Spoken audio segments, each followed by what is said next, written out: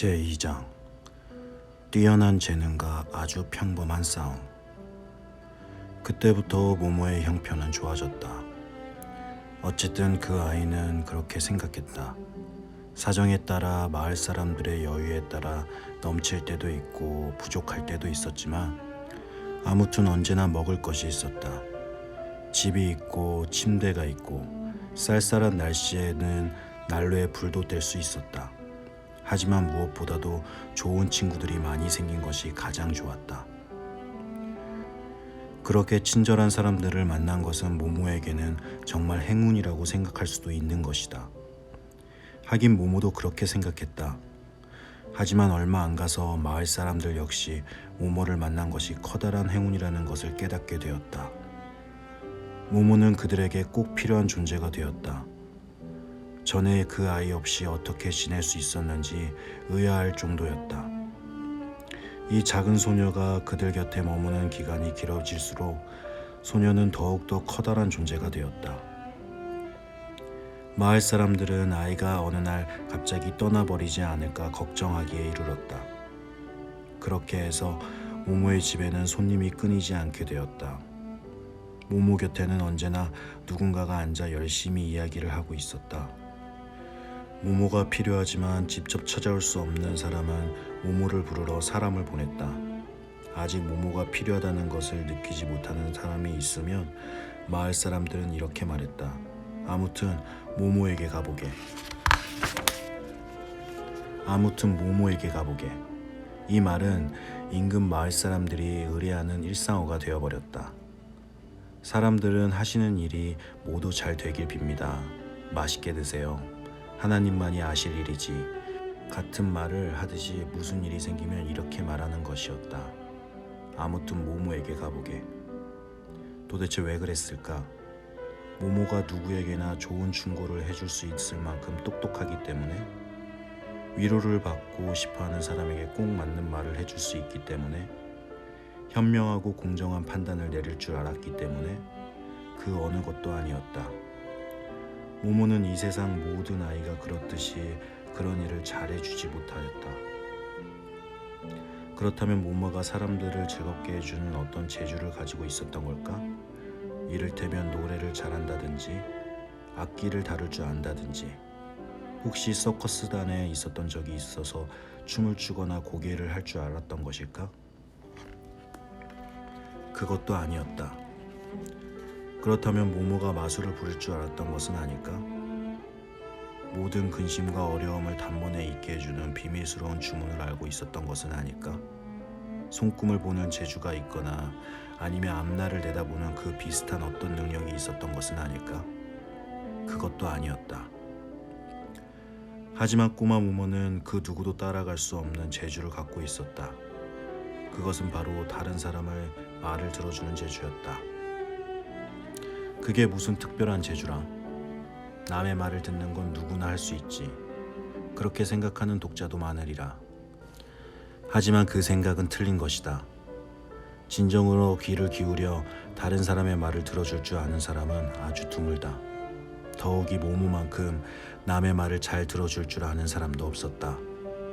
모모는 어리석은 사람이 갑자기 아주 사려 깊은 생각을 할 수 있게끔 귀 기울여 들을 줄 알았다. 상대방이 그런 생각을 하게끔 무슨 말이나 질문을 해서도 아니었다. 모모는 가만히 앉아서 따뜻한 관심을 갖고 온 마음으로 상대방의 이야기를 들었을 뿐이다. 그리고 그 사람을 커다랗고 까만 눈으로 말끄라미 쳐다보았을 뿐.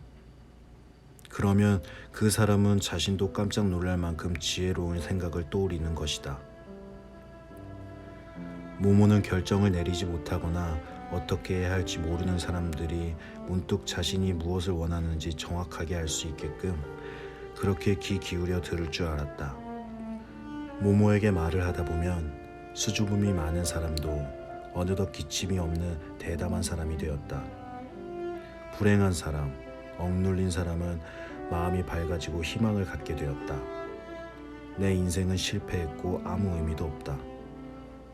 나는 전혀 중요하지 않은 사람이다.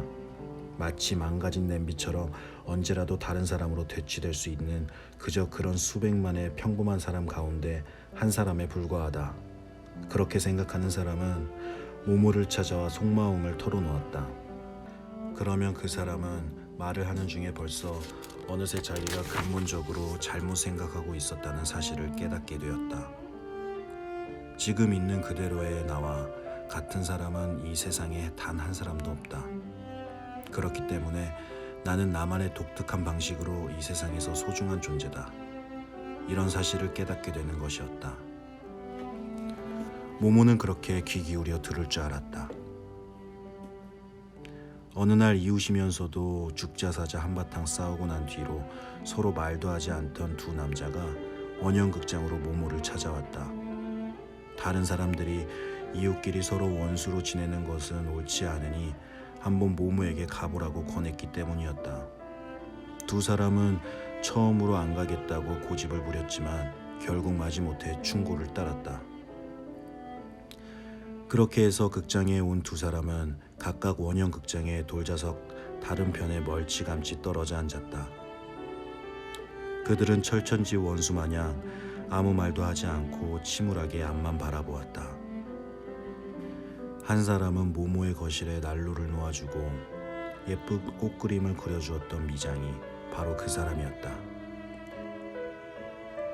미장이는 끝을 꼬아 올린 검은 수염을 그린 힘센 장정이었고 이름은 니콜라였다. 다른 사람의 이름은 니노였다. 니노는 바싹 마른 데다가 언제나 약간 피곤한 것처럼 보였다. 그는 도시 변두리에 조그만 술집을 세뇌어 운영하고 있었다. 고장 놓인 몇몇이 포도주 한 잔을 시켜놓고 밤늦게까지 앉아 지나간 추억을 이야기하는 그런 술집이었다.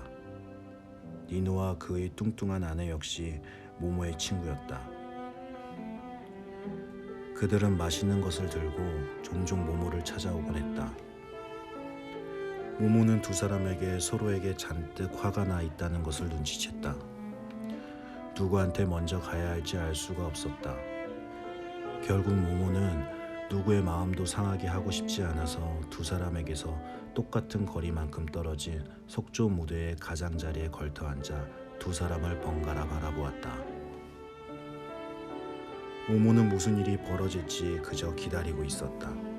많은 일들은 해결하려면 시간이 필요한 법이다. 그리고 모모가 얼마든지 가지고 있는 유일한 재산, 그것은 바로 시간이었다. 화가 잔뜩 난 두 사람은 오랫동안 묵묵히 앉아 있었다. 그러다 갑자기 니콜라가 벌떡 일어나며 말했다. 이제 가봐야겠다. 여기 온 것만으로도 충분히 호의를 보여준 거야. 하지만 모모, 너도 봤지? 저 사람은 끝내 자기가 잘못한 게 하나도 없다고 생각하는 것 같구나. 이런 판에 더 오래 기다릴 이유가 어디 있겠니? 그러면서 니콜라는 정말 가려고 몸을 돌렸다. 니노가 뒤에서 소리쳤다. 그래, 갈 테면 가봐. 자네는 여기 올 필요가 없었어. 난 사기꾼과 화해할 생각이 없으니까 말이야. 니콜라는 몸을 돌렸다. 화가 나서 얼굴이 시뻘겋게 상기되어 있었다. 그는 으르렁대면서 다시 돌아왔다. 도대체 누가 사기꾼이라는 거야? 다시 한번 말해봐. 니노가 버럭 소리를 질렀다. 원한다면 얼마든지 해주지. 힘이 세고 성질이 사나우니까 아무도 자네에게 바른 말을 못할 줄 알지? 하지만 난 달라. 나는 자네에게 또 들을 마음이 있는 모든 사람들에게 바른 말을 할 수 있네. 자, 어서 와서 저번에 그랬던 것처럼 다시 한번 내 목을 졸라보지 그래. 니콜라가 주먹을 불끈 쥐고 고함쳤다. 내가 정말 그랬다면 아무 소리 안 해. 하지만 모모야, 저 사람은 거짓말을 하는 거야. 완전한 중상모략이지. 난 그냥 저 친구 옷깃을 움켜잡아 술집 뒤에 있는 시궁창에 던진 것뿐이란다. 쥐새끼도 거기 빠져 죽진 않아. 그리고는 니노 쪽으로 몸을 돌려 소리쳤다. 하지만 유감스럽게도 자네 멀쩡하게 살아있군 그래. 한동안 거친 욕설이 오고 갔다. 모모는 도대체 무슨 일인지 왜 서로 불같이 화를 내고 있는지 도무지 알 수가 없었다. 하지만 곧 니노가 손님들이 있는 자리에서 니콜라의 따귀를 때렸고, 그래서 니콜라가 니노의 시궁창에 매다 꽂았다는 것을 밝혀졌다. 그런데 니노 말로는 니콜라가 먼저 니노의 그릇을 몽땅 박사내려고 했기 때문에 그럴 수밖에 없었다는 것이었다. 니콜라가 씩씩대며 반박했다. 새빨간 거짓말이야. 맥주잔 하나를 벽에다 던졌을 뿐이야. 게다가 어차피 그 잔은 금이가 있었다고 니노가 대꾸했다. 그래도 그 잔은 내 잔이야. 알겠어? 자넨 그런 짓을 할 권리가 없어. 하지만 니콜라는 니노가 미장이로서 그의 자부심에 상처를 주었기 때문에 그렇게 할 권리가 있었다고 했다. 니콜라는 모모에게 큰 소리로 말했다. 저 사람이 어떤 말을 했는지 아니? 글쎄, 내가 밤낮으로 술에 취해 있어서 담을 똑바로 쌓을 수 없다는구나. 우리 증조 할아버지도 그랬다는 거야. 우리 증조 할아버지가 파사의 사탑 공사에 참여했을 거라나?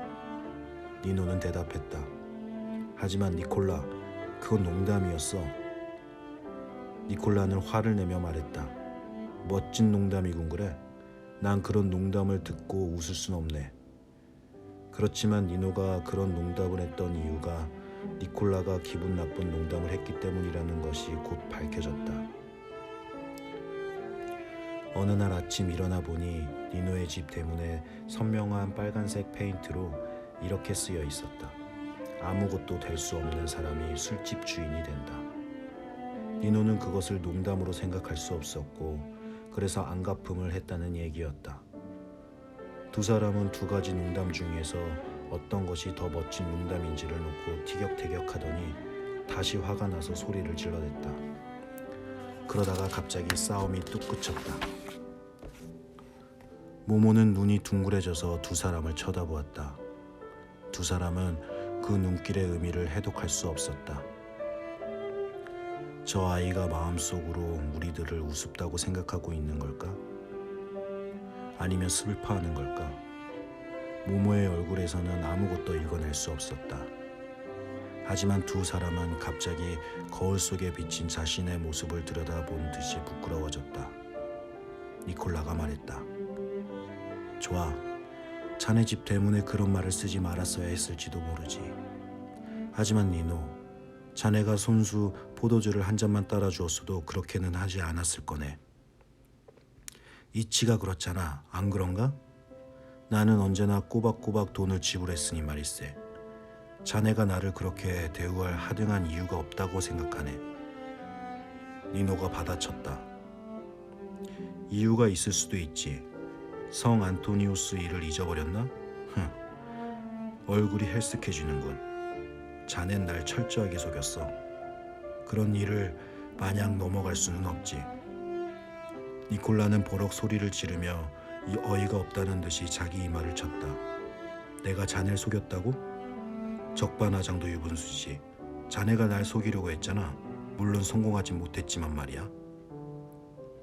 그러니까 사정은 이랬다.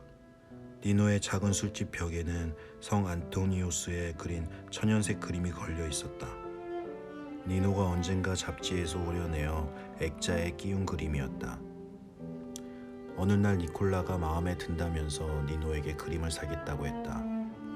니노는 솜씨 좋게 흥정을 해서 니콜라가 그림값으로 라디오를 내놓게 만들었다. 니노는 속으로 쾌재를 불렀다.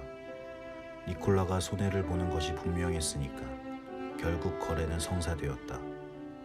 하지만 그림과 마분지로 된 액자 뒷면 사이에 지폐가 한 장 끼어져 있었다는 것이 밝혀졌다. 니노는 전혀 몰랐던 돈이었다.